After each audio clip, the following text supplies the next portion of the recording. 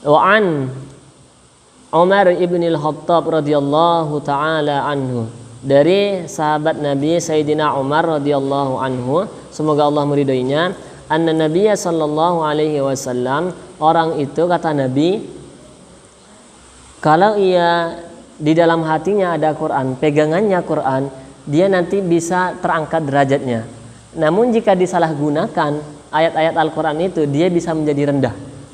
Jadi Al-Quran itu bisa mengangkat derajat seorang yang beriman dan bisa menjatuhkan derajat orang yang beriman.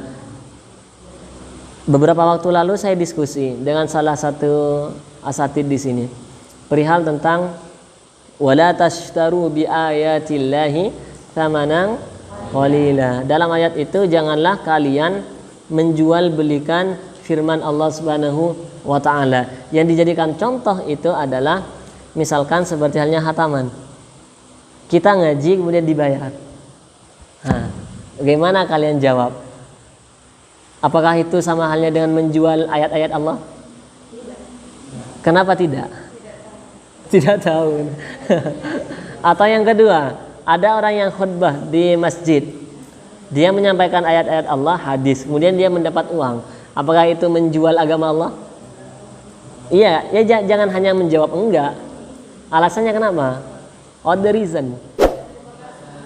Kenapa? Tanda terima kasih. Uang bensin lah gitu.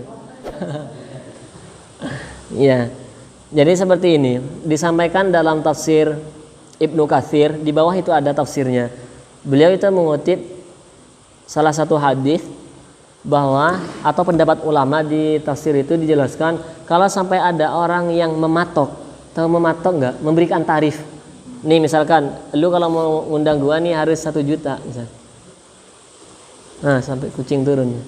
Atau yang khutbah, yang jadi khatib, kalau mau undang saya harus 5 juta. Nah disampaikan oleh beliau itu, orang semacam inilah yang termasuk dalam memperjualbelikan ayat-ayat Allah Subhanahu wa taala. Sudah dibanderol. Kalau mau ngundang anak Tafid MB silakan. Dibanderol dengan sekian.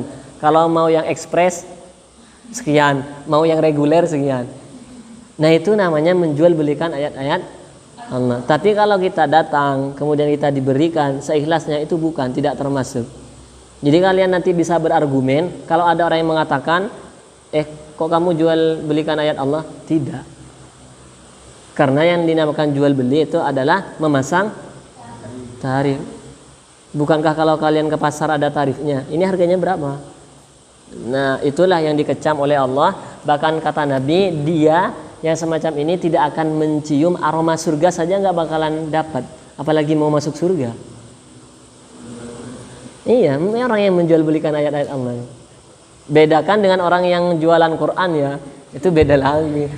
Ntar disamakan kalian. Apa kata beliau Sayyidina Umar itu? Innallaha ta'ala yarfa'u bihadzal kitabi aqwaman. Allah Subhanahu wa taala akan mengangkat derajatnya suatu kaum itu jika ia mampu menggunakan Al-Qur'an sesuai dengan tuntunannya. Bagaimana tuntutan yang oleh Allah Subhanahu wa taala perintahkan kepada suatu kaum, kepada orang yang beriman?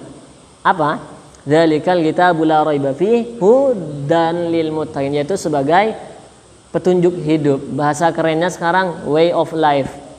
Ada petunjuk hidup. Bukankah kita kalau nggak ada rute nggak bisa? Kita mau ke Jakarta, cuman nggak ada rutenya. Kalian mau lewat mana? Nggak bisa. Sekarang ada GPS. Nah, maka Quran itu disampaikan oleh para ulama merupakan suatu miniatur kehidupan. Ya, merupakan suatu miniatur kehidupan. Ya Ishak. Iya baik. Miniatur kehidupan. Jadi apapun permasalahan yang ada di dunia itu sudah terekam dalam Al-Quran. Gak paham Ishak ini. Kayaknya gak paham kode dia. Saya tunjuk-tunjuk berapa kali baru berdirinya. Iya.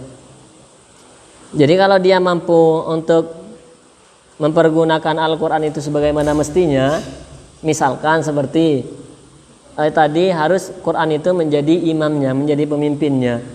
Kemudian kata Allah juga disampaikan, dan Nabi pun juga memperkuat firman Allah bahwa Al-Quran itu harus dibaca, ditelaah, diteliti, dan kemudian diamalkan. Jangan hanya ngaji ketika ada momen-momen tertentu, jangan. Atau jangan semangat ketika hanya ada undangan saja. Ketika ada undangan semangat, ketika suruh murojaah nggak mau, misalkan malas-malasan. Nah, yang seperti ini harus segera di-kick aja. Wa yada'u bihi akharina, dan Allah akan merendahkan orang-orang yang menyalahgunakan Quran, Al-Quran. Contohnya seperti tadi, nggak mau ngaji kalau nggak dibayarnya. Nah, dia akan dijatuhkan dan akan direndahkan oleh Allah Subhanahu wa taala. Rawahu Muslimun, hadis ini diriwayatkan oleh Imam Muslim. Jadi 2 hadis saja yang kita bahas untuk malam hari ini. Saya simpulkan bahwa pertama, dari hadis yang ketiga tadi, orang mukmin yang baca Quran, maka ia seperti halnya buah apa di sini yang disampaikan? Utrujah. Aromanya manis, rasanya juga nikmat. Kalau orang mukmin yang tak baca Quran, seperti halnya kurma. Dia aromanya harum semerbak, cuman kebalik berarti. Tidak ada aromanya tapi manis. Kalau orang munafik yang baca Quran seperti apa? Apa itu bunga raihana? Aromanya enak, rasanya pahit. Yang terakhir, orang munafik yang tak baca Quran seperti hamdalah. Apa hamdalah itu? Tidak ada rasa dan rasanya pahit. Hadis yang keempat, Allah akan mengangkat derajat orang suatu kaum jika ia mampu mempergunakan Al-Quran sebagaimana mestinya. Alih-alih misalkan dia tidak mampu untuk menggunakan Al-Quran sebagaimana mestinya, maka ia akan direndahkan oleh Allah Subhanahu wa taala. Kalau Allah sudah merendahkan, mau lari kemana? Apakah tidak akan direndahkan oleh manusia? Maka seluruh penduduk langit dan bumi pun akan merendahkannya. Maka kita berlindung kepada Allah Subhanahu wa taala dari godaan setan yang terkutuk. Mudah-mudahan kita dijadikan oleh Allah sebagai ahli Quran. Amin. Yang dijamin oleh Allah Subhanahu wa taala, bahkan disampaikan oleh beberapa riwayat, orang yang ahli Quran itu nanti jasadnya akan utuh. Ulat itu nggak mau, karena ada ayat Quran di dalam jiwanya.